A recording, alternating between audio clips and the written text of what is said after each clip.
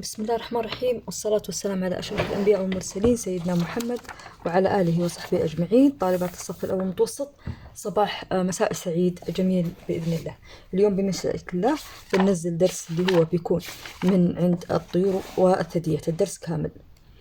طيب هنا يا حلوين يقول لنا عندنا هنا عدة أهداف. هنا يقول لنا تحدد خصائص الطيور. لازم أعرف الخصائص العامة للطير، لازم أعرفها.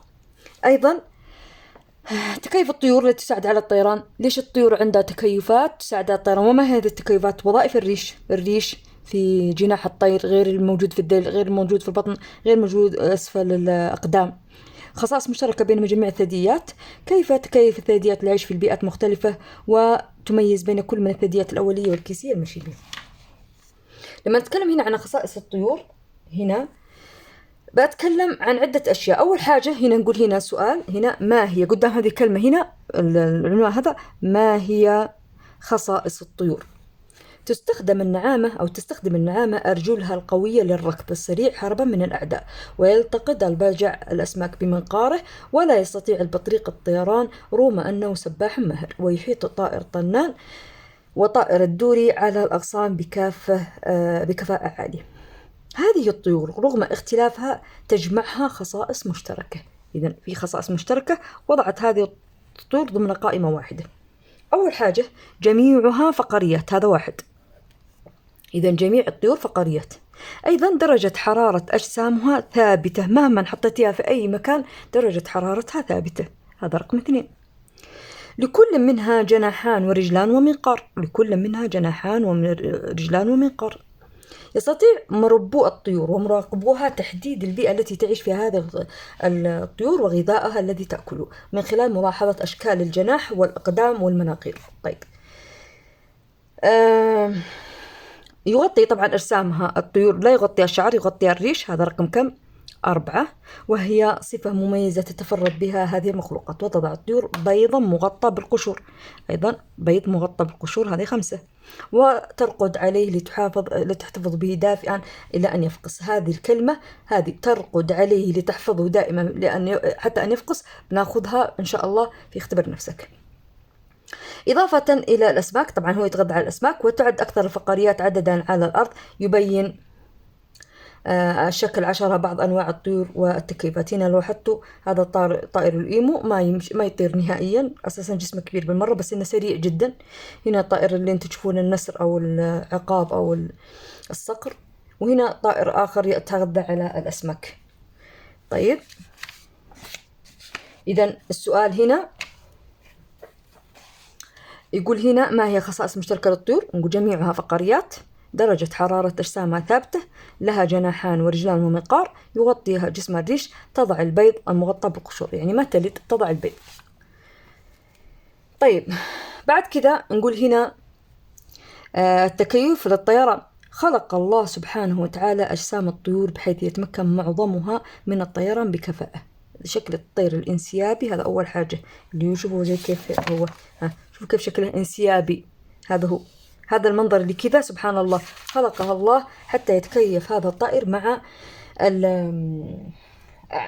الطيران. هنا السؤال يقول لنا هنا كيف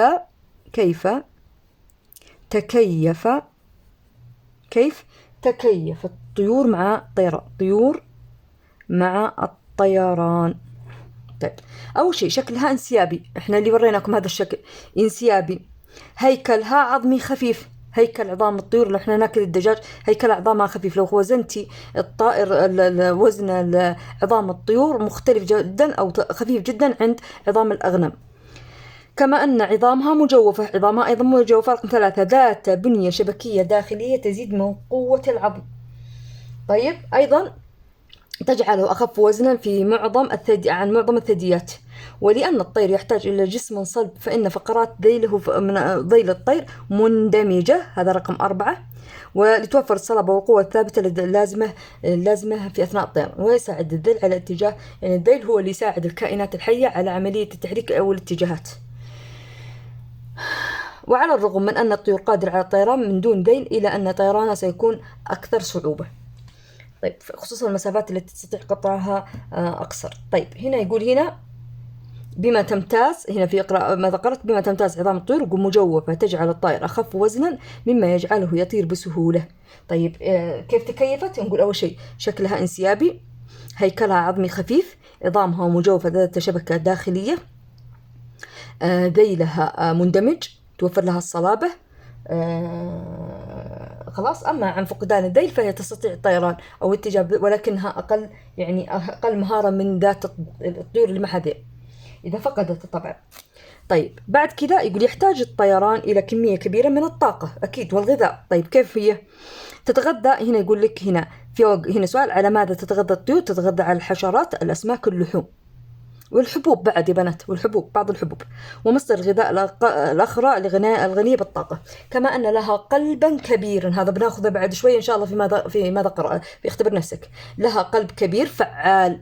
طيب القلب هذا كبير لا فعال، له 3 بنشوف كيف فعال. وجهازا تنفسيا فريدا، فالرئات تتصل بأكياس هوائية، بناخذ برضو هذا النقطة في اختبر نفسك. إذا يجعل هذا الكيس الأكسجين ثابت عند الطير لأنه يحلق في أماكن بعيدة، ويجعله أخف وزنا. إذا يجعل الأكسجين ثابت أو كمية كبيرة من الأكسجين ويجعله أخف وزنا. هذا النقطتين هذه بناخذها بعد شوي في اختبار نفسك. يظهر التصوير البطيء أن أجنحة الطيور تتحرك إلى الأعلى وإلى الأسفل، إلى الأمام وإلى الخلف. طيب حلو. طيب وشكله ومساحة الخلف أثناء الطيران، ويوفر التوافق بين كل من حركة الأجنحة وشكلها ومساحتها السطح والزاوية التي يشكلها مع الهواء المتحرك، ومقدار سرعة الهواء، قوة الدفع اللازمة للطيران والطيور.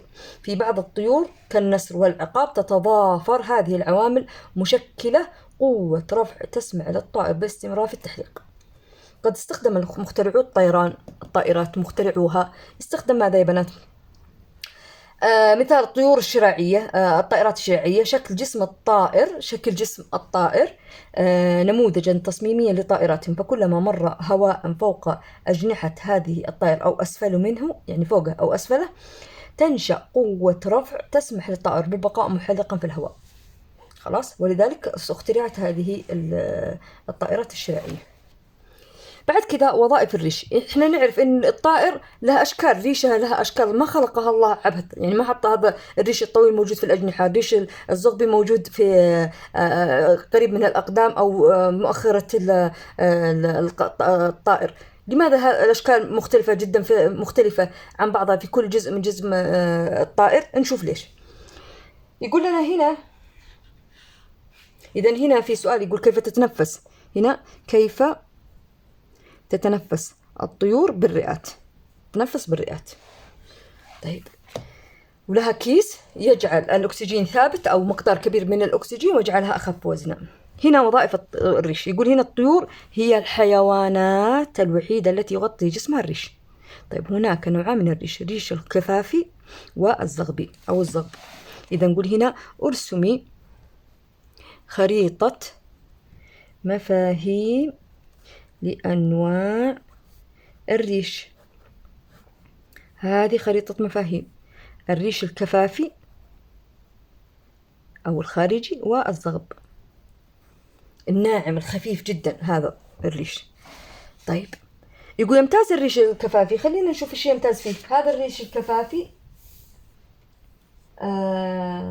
كل جزء منه له صفة أو له عمل أو له صفة مختلفة. يقول إن يمتاز الريش الكفافي بأنه قوي وخفيف. ليش هو قوي وخفيف؟ يكسب الطائر البالغ شكله الانسيابي ولونه. إذا أول ميزة قوي وخفيف. طيب ليش الله قوي وخفيف؟ لأنه يكسب الطائر البالغ شكله الانسيابي ولونه. هذه النقطة الأولى. إذا النقطة الأولى الصفة والسبب. بعدين وبالتدقيق في تركيب الريش الكفافي تلاحظ أن وجود خيوطا متوازية. 2. وجود خيوطا متوازية تسمى الشعيرات. إيش وظيفتها أو إيش مهمتها؟ طبعا تخرج بهذه الفروع الرئيسية مسمى من القصيبة. مهمتها، هذه المهمة حقتها، المحافظة على تماسك الريش، يساعد. خلاص هذه مهمتها. طيب بعدين يساعد الريش الكفافي الطائر على الحركة في الهواء أو الماء، كما أن الريش الطويل هذا رقم 3 الموجود في الأجنحة والخواف والقوادم، والذيل يساعد على توجيه الطائر، الذيل يساعد على توجيه الطائر هذا 4 والسيطرة على توازنه. وهناك ألوان وأشكال مختلفة هذا رقم 5 ألوان مختلفة منهم. إيش الفائدة منها؟ ليش هي ملونة؟ إنها تعمل على جذب الأزواج، أيضا تساعد التميز بين الطيور، أيضا تمويه بعض الحيوانات أو الطيور المفترسة. إذن هذا 1 2 3. إذن ليش هي ألوان؟ عندها ألوان مختلفة. الطيور ليش عندها ألوان مختلفة؟ تجذب الأزواج في عملية التزاوج، أو تميز الطيور بينها بين بعض إذا كان الطيور مختلفة. أيضا آخر حاجة التمويه على والحماية والطيور من المفترسات. شوفوا هنا كيف صلحتها. هنا يقول صف شكل الريش. طبعا هذا السؤال مهم يا بنات. يقول 1 قوي وخفيف. طيب ليش قوي وخفيف؟ يكسب الطائر البالغ شكله الانسيابي ولونه. باء خيوط متوازية تسمى الشعيرات، مهمتها المحافظة على تماسك الريش. يساعد الريش الكفافي الطائر في حركة في الهواء. الريش الطويل، الريش شكل الكفافي طويل، يساعد في توجيه الطائر والسيطرة عليه وتوازنه. الألوان والأشكال المختلفة تعمل جذب الأزواج وتمويه بهدف حماية الطائر، أيضا التمييز بين أنواع الطيور. طيب ناخذ النوع الآخر من الريش. هل لاحظت أن شعر يدك يقف في يوم بارد؟ يعني لما يكون في هواء تلاقين أن شعر يدك وقف. ليش؟ لأنه يساعد على توازن درجة حرارة الجسم مع الدرجة الخارجية. يعد هذا السلوك إحدى الطرق للحفاظ على الهواء الدافئ بالقرب من الجلد. وفي الطيور يعمل الزغب الموجود في الشكل، شوفوا كيف شكله، هذا هو الموجود في الشكل 13، وهو ريش خفيف. هو ريش، شوفوا كيف شكله، صفاته 1 ريش خفيف، طبقة عازلة، يعمل على طبقة عازلة تحفظ بالهواء الدافئ بالقرب من جلد الطيور البالغة، كما يغطي الزغب أجسام أصغار معظم الطيور. ماذا قرأت؟ ما الطريقتان اللتان يحمي الريش بهما أجسام الطيور؟ يوفر الريش الخارجي الكفافي التمويه للطائر، أما الزغب فهو يوفر العزلة أو العزل الحراري. شكل 13 يقول بعض أنواع الطيور ومنها العصافير يغطي جلدها الزغب عندما تخرج من البيض، زي الصيصان حقت الصيصان العصافير أو الدجاج. وضح كيف تستفيد صغار الطيور من هذه هي موجودة هنا، شوفوها، عزل الجسم وحمايته. أما المضار فهي أنها تعيق حركة الثدييات المائية. هنا يا حلوين نبدأ في الجزء الثاني هذا. شوفوا هنا يقول لك إن نمذجة عمل الريش. لف قطعة من القطن حول مستودع مقياس حرارة كحولي، ثم ضع في كيس بلاستيكي وسجل درجة الحرارة في دفتر العلوم. بعدين ضع مقياس حرارة آخر في كيس بلاستيكي ثم سجل درجة الحرارة. اغمر طرفين المقياس في ماء بارد. بعد مرور دقيقتين سجل درجة حرارة كل مقياس. أي مقياس كان تغير درجة حرارته أكبر، الميزان الذي لم تتم تغطيته بالقط أو البوليستر. أما نوع الريش الذي يمثله القطن في التجربة يمثل ريش الزغب. طيب بعد كده ندخل في خصائص الثدييات، ونفس الطريقة هنا في عنوان مكتوب هنا خصائص الثدييات، تكتبي قدامه ما هي خصائص الثدييات. الثدييات هي كل كائن حي يلد أو يبيض ويرضع الصغار، وله خصائص مشتركة بنشوفها بعد شوي. طيب يقول هنا كم نوع من أنواع الثدييات مختلفة تعرفها؟ خلد، طبعا هذا اللي يحفر، الخلد اللي يحفر تحت التراب يكون دائما تحت التراب موجود أو الطين. القط معروف، والخفاش معروف، الدالفين والخيل والإنسان. إذا الإنسان طلبة تسألون اليوم الإنسان من الثدييات، نعم. طيب بعد كذا يقول هنا منها ما يعيش طبعا على الماء، فيها بيئات مختلفة. ترى الكائنات الحية هذه تعيش في كل أنواع البيئات. طيب هنا ثدييات، أول حاجة الخصائص 1 الثدييات كلها فقاريات، هذا 1 لازم عندها عمود فقري. أجسامها ذات درجة حرارة ثابتة زي الطيور برضو. طيب والإناث غدد لبنية تفرز الحليب لتغذية الطفل، هذا رقم 3. يكون جلدها مغطى بالشعر، هذا رقم 4 مغطى بالشعر أو الفرو يا بنات. طيب خلاص. طيب أو يكون الشعر كثيف في مناطق لا، أو يكون الشعر متحور على شكل أشواك كما في القنفذ هنا، هذا الشعر متحول على شكل أشواك، أو متحول القرون اللي موجودة في الأغنام، وهي كلها عبارة عن شعر متحور، حتى يستفيد منها الكائن الحي. هنا الأشواك تستفيد منها هذا القنفذ حتى يدافع عن نفسه، القرون برضو يدافع عن نفسه. طيب بعد كذا الغدد اللبنية، أنا هنا شوفوا كيف صلحتها هنا في الدفتر. هي ما هي خصائص الثدييات؟ لها عمود فقري ثابتة درجة الحرارة يغطي أجسام الفرو والشعر والصوف، لها غدد لبنية تلد وترضع الصغار أيضا وبعضها يبيض.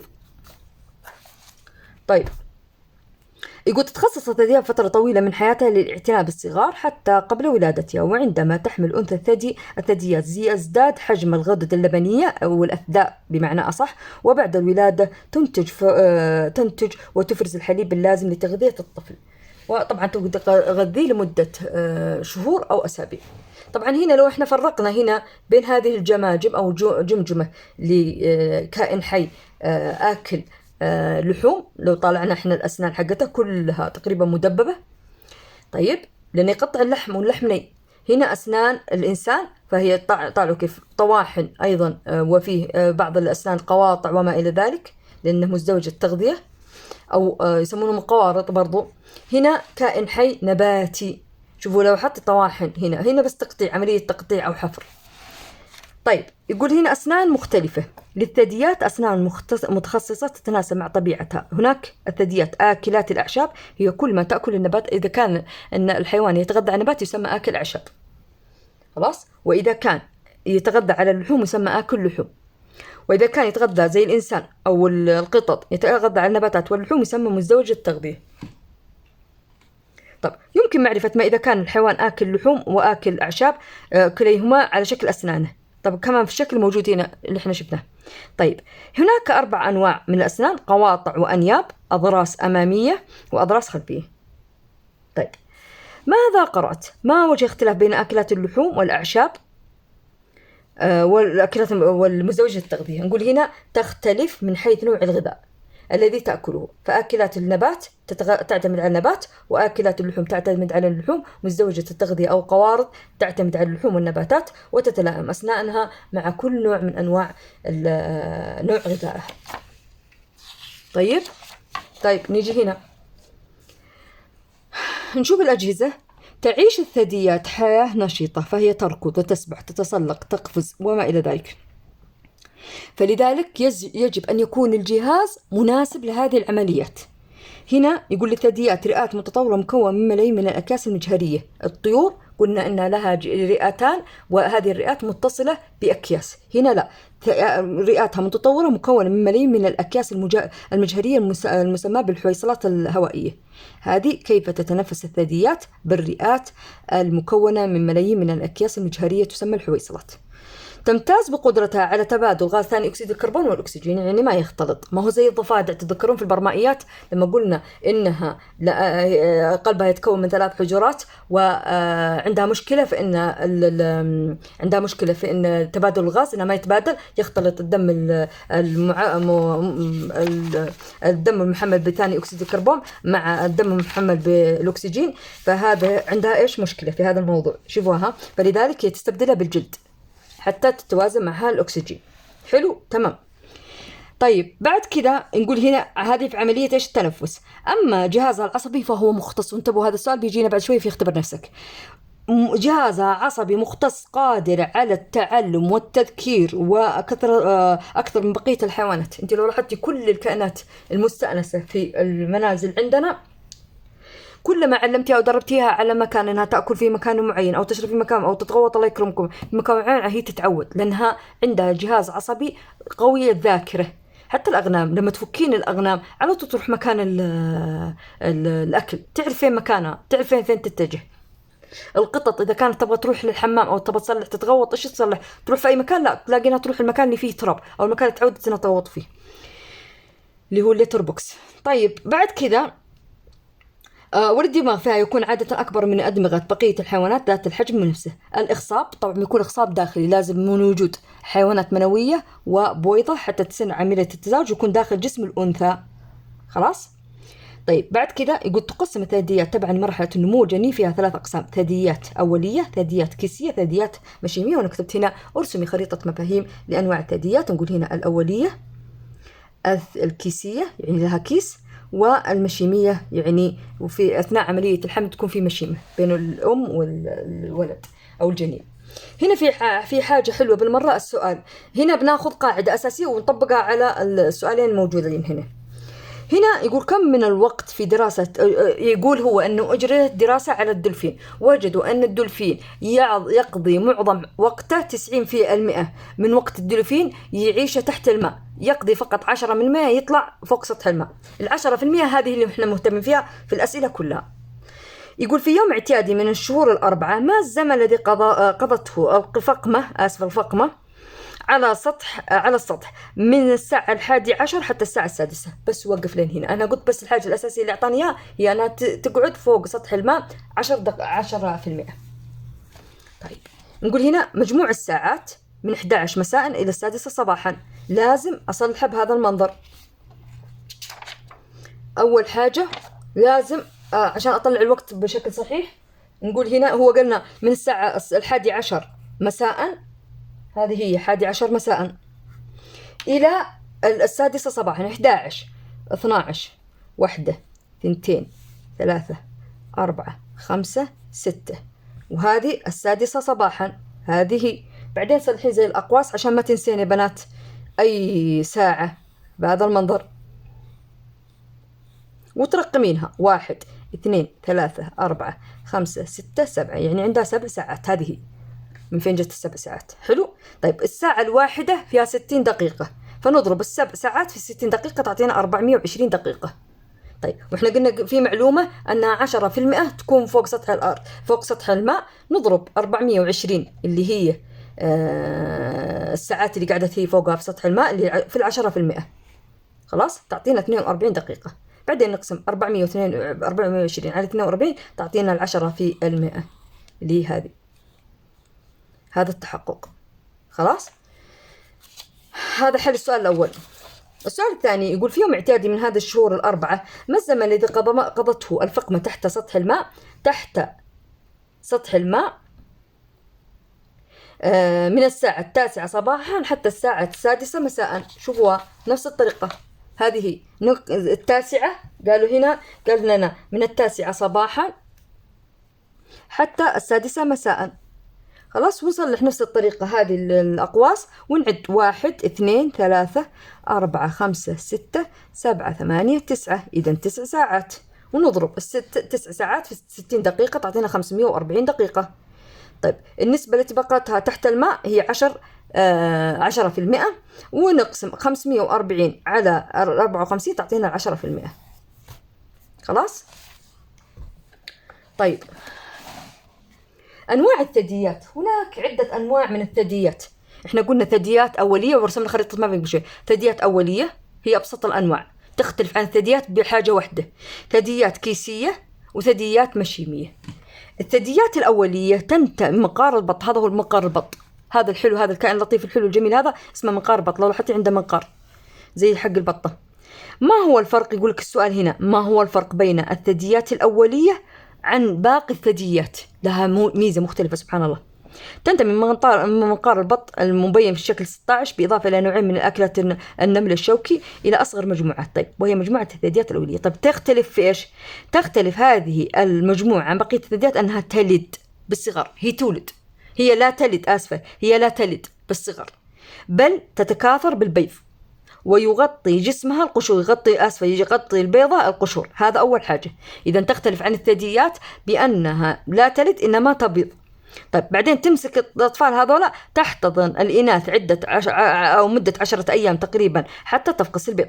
بعدين كما تختلف عن باقي الثدييات عن طريقة حصول الصغار على الحليب، إذ لا توجد لدى الإناث حلمات أثداء للإرضاع، بل تفرز الغدد اللبنية الحليب فوق جلد الأم أو فروها. شوفوها هنا، شوفوا كيف.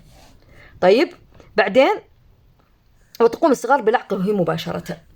خلاص. إذا عندها صفتين مختلفة عن الثدييات الباقية. أول شيء الثدييات كلها تلد، هي ما تلد، هي تبيض. خلاص ببيضة وقشرة، بس تحتضنها 10 أيام بعدين تفقس. أيضا لا يوجد لها غدد، لا يوجد لها حلمات أثداء، إنما غدد لبنية. طيب بعدين الثدييات الكيسية هي زي الكنغر، أي ثدي له كيس أو جراب.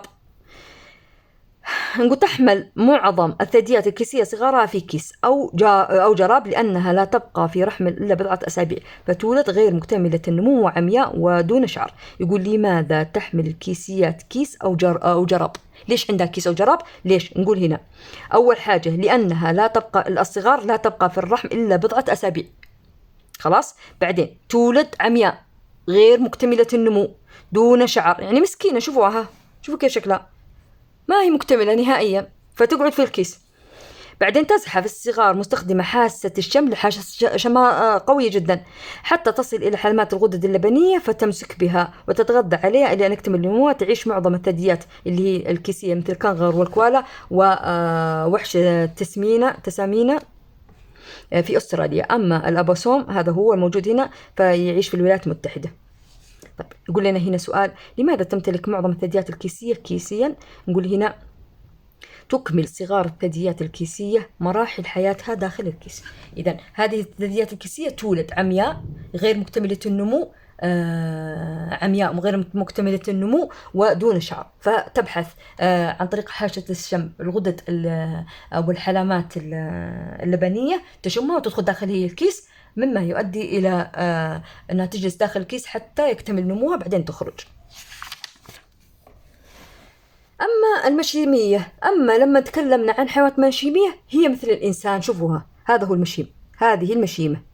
هذه المشيمة يوجد فيها يا بنات، شوفوها لو لاحظتوا، هذه حاطينها 3 عروق أو 3 فتحات صغيرة، واحد للأكسجين يدخل منه الأكسجين، واحد يخرج منه ثاني أكسيد الكربون، واحد خروج اللي هي الفضلات من جسم الطفل لجسم أمه عن طريق الدم.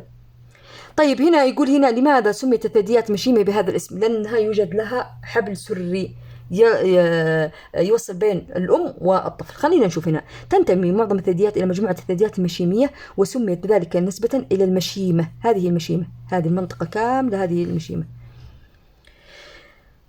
هو عضو كيسي، هذا هو ينشأ من أنسجة كل من الجنين والرحم. تحدث باري عن إعجازه في خلق الجنين في رحم أمي، فقال الله تعالى خلقكم من نفس واحدة. طيب ثم جعل منها زوجها وأنزل لكم من الأنعام 8 أزواج يخلقكم في بطون أمهاتكم خلقا بعد خلق ثم في ظلمات 3 ذلكم الله ربكم له الملك لا إله إلا هو فأنا تصرفون. يقول يتصل الجنين بالمشيمة من خلال الحبل السري، هذا هو خلاص مشيمة الأم هذه هي، ويتصل عن طريق الحبل السري بالكيس. هذا هو داخل الكيس، هذا الكيس داخله سائل هلامي حتى يحفظ على درجة حرارة الطفل ويكون خفيف بالمرة، لأنه لو ما كان يا بنات داخل الكيس هذا داخله مادة هلامية كان بيكون ثقيل على الأم. طيب تحدث المشيمة عمليات تبادل غازات الأكسجين والفضلات، هذه وظيفتها. إذن تبادل الأكسجين والغاز ثاني أكسيد الكربون والفضلات من بين دم الأم ودم الطفل دون أن يتم اختلاطهما. يعمل دم الأم كل من الغذاء والأكسجين إلى المشيمة وينقل منها للجنين عبر الحبل السري. عشان كذا يقول الله تعالى واخفض لهما جناح الذل من الرحمة. أيضا قال الرسول صلى الله عليه وسلم أمك ثم أمك ثم أمك. شوفوا كيف تعب. طيب بعدين كما تنتقل الفضلات من دم الجنين عبر الحبل السري إلى المشيمة ومنها إلى دم الأم، تسمى الفترة في حدوث عملية الإخصاب وموعد الولادة فترة الحمل. طبعا تتفاوت الكائنات الحية المشيمية في عملية الحمل، فالفئران القطط تقعد 21 يوم، الإنسان 280 يوم اللي هي 9 أشهر، والفيل لأن حجمه كبير بمرة 2 سنين، الزرافة تقريبا ظهر سنة و12 شهر تقريبا. الثدييات الحالية نقول هنا كيف تساعد الثدييات على التوازن البيئي. ما الله خلق أي شيء هباء منبثا. ليش خلق الله أكلات لحوم، أكلات نباتات مزدوجة التغذية حتى يصير في توازن؟ تخيلي كل الحيوانات كلها أكلات لحوم كان قضت على بعضها وما عاد في حيوانات نهائيا، ولا تخيلها كلها نباتات كان قضت على الغطاء النباتي، صح؟ طيب نقول هنا يعيش اليوم أكثر من 4000 نوع من الثدييات على الأرض، والثدييات قادرة على العيش في البيئات مختلفة. تعيش في المناطق الباردة مثل الدب القطبي مثلا، والصحراوية مثل الجمل. أيضا تتكيف في كل أنواع لأن درجة حرارة جسمها ثابتة.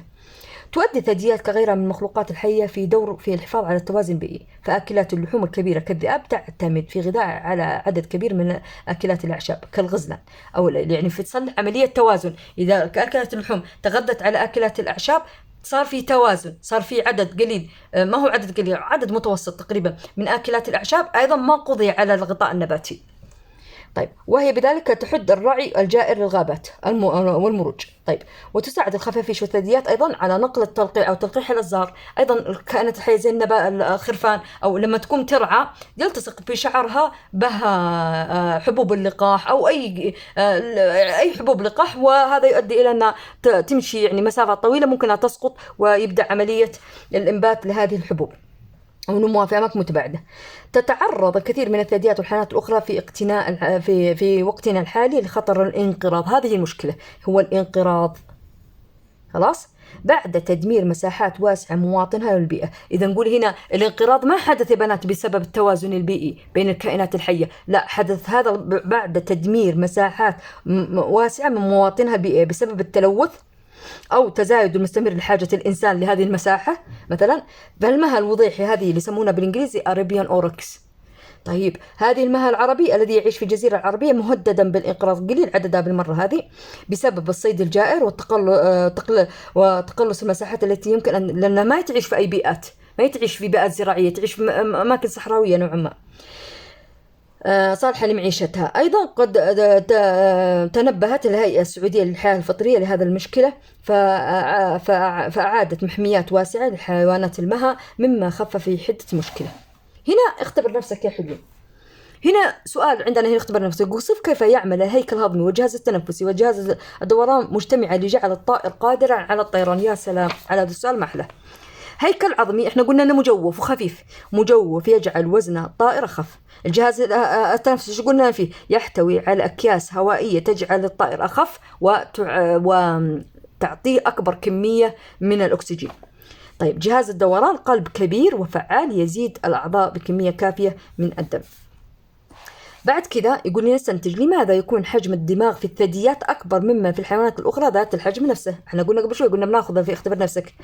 تستطيع الثدييات التعلم والتذكر أكثر من الكائنات الحية بقية الكائنات الحية أو الحيوانات. طيب، السؤال رقم 3، فسر لماذا تعد الحيوانات في خطر اليوم بسبب التدمير المستمر لبيئات الحياة الفطرية أو البرية، زي ما أخذنا قبل شوي هنا. طيب، يقول هنا وضح كيف تتكاثر الثدييات الأولية وكيف تضع صغارها. نقول تضع البيض المغطى بالقشور، ثم ترضع الصغار بإفراز حليب فوق الجلد الأم ليلعقه. سؤال رقم 5، في هنا الفقرتين تفكير الناقد. وضح كيف تستطيع الطيور تكاثر في القطب المتجمد. ما احنا قلنا بنشوف على درجة الحرارة، على الرغم من أن درجة حرارة أقل من الصفر، القطب درجة حرارة أقل من الصفر، بس إن الطير ثابت درجة الحرارة، ثم إنه يجلس على هذا الطير، يجلس على يغطي الطيور فترة حتى تبدأ في التفقيس. نقول هنا درجة حرارة جسم الطيور ثابتة وهي تحتضن الصغار، تقعد تحاضن الصغار، درجة حرارة ثابتة ما تنخفض درجة حرارتها إلى أن تفقس، يعني تقريبا 21 يوم تقعد. قارن بين تطور الأجنحة في الثدييات الكيسية والمشيمية. تقارن بين تطور الأجنة في الثدييات الكيسية والمشيمية. تولد الثدييات الكيسية عمياء زي ما احنا قلنا قبل شوي، عديمة الشعر، غير مكتملة النمو، معظمها يزحف إلى الكيس الأم ويكمل نموه هناك، يعني هو عنده حاسة شم قوية جدا يبحث عن الحليب. أما المشيميات فتبقى داخل رحم الأم حتى يكتمل نموها، بعدين تخرج مثل الطفل. طيب، هنا 6 يقول استخدم جدول البيانات الحاسوبية. يرفرف جناح الغراب مدة 20 مرة، هذه ثابتة، 20 للجميع. آسفة 20 مرة، هذه ثابتة 10 ثواني للجميع. وأبي حناء 23 مرة، والقرقف 270 مرة، والطنان 700 مرة. استخدم الجدول بيانات حاسوبي ويحسب كم مرة يرفرف هذه الأجنحة أو فيها جناح كل منها على مدة 5 دقائق. طبعا صلح هذا الجدول الحلو الرائع ونكتب الطائر: الغراب، أبو الحناء، القرقف، والطنان. بعدين نكتب عدد المرات في الثانية 10 ثواني. أعطانا هو مكتوب عندنا بالكتاب 20 23 270 700. طيب، بعدين عدد المرات هو يبغاه في 5 دقائق. ايش نصلح؟ 20 في 30. قبل ما من فين جبتي 30؟ من هنا. ال5 دقائق كل دقيقة فيها 60 ثانية، صح؟ طيب، نقسمها، نضرب 5 في 60 ونقسمها على 10 تعطينا 300 على 10 اللي هي 30، وال30 تصير ثابتة للجميع. إذا نعيد مرة ثانية، هو قالنا 5 دقائق والدقيقة الوحدة فيها 60 ثانية، اقسميها على 10 ثواني اللي هو أعطانا إياها، يعني تضربين 5 في 60 ثانية خلاص تعطينا النتيجة بتكون 300. تقسمين 300 على 10 تعطينا 30، وال30 ثابتة للجميع. تضربينها في الأرقام الموجودة، 20 في 30 ب60 600، 23 في 30 690، 270 في 30 8100، و700 في 3 21000.